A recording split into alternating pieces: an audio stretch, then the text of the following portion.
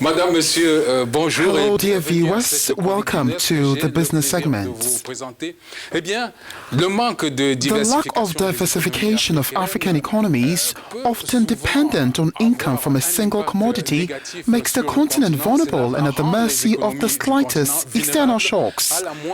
For instance, the fall in oil prices on the world market has plunged the economies of Central Africa into a deep recession over the past 5 years. Cocoa price fluctuations are negatively being felt in Ivory Coast and Ghana. The same is true for copper prices in Zambia or cobalt prices in the DRC. Faced with the growing needs for funds, many African countries have even sought the assistance of some international traders in some unusual deals.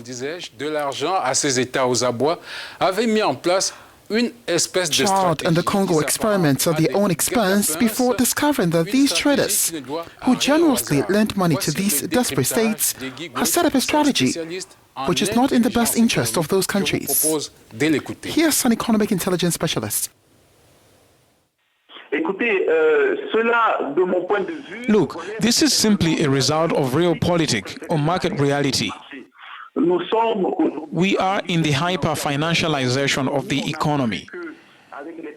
We thought that with the bubble bursting in 2007 that things were going to stop. No. After we drew the consequences, we started over again. There's always a greater complexity on the financial devices that are offered to statements that are not absolutely prepared. They often get caught up in nice introductions and often neglect size 9 or size 10 entries that are the most important. The challenge today, and fortunately, the African Development Bank has been working on this for a number of years. We went to meet them there. They explained to us this famous mechanism set up to help African states legally to negotiate often complex disputes. In front of us are killers, people who will do anything to make money. Each time they have the opportunity to strangle once again a state already out of breath, they do not hesitate. For me, it's the law of the market, the hard law of the market that without a truly fair regulator is not likely to stop. Qui, sans un régulateur véritablement juste, ne risque absolument pas de s'arrêter.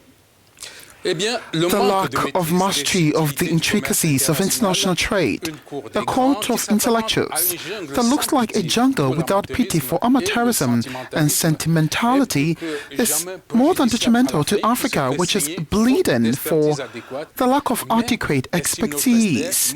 But our expert believes that despite the depth of evil, nothing is lost.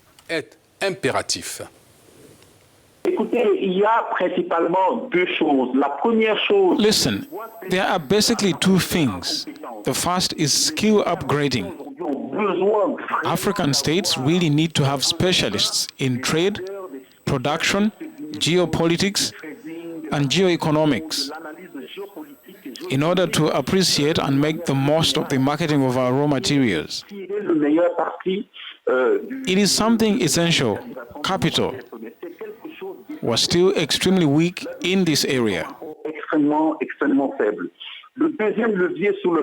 The second point that we have to work on, Côte d'Ivoire and Ghana, for example, have begun to work on, is to federate their forces in each market where they weigh more than half of the production.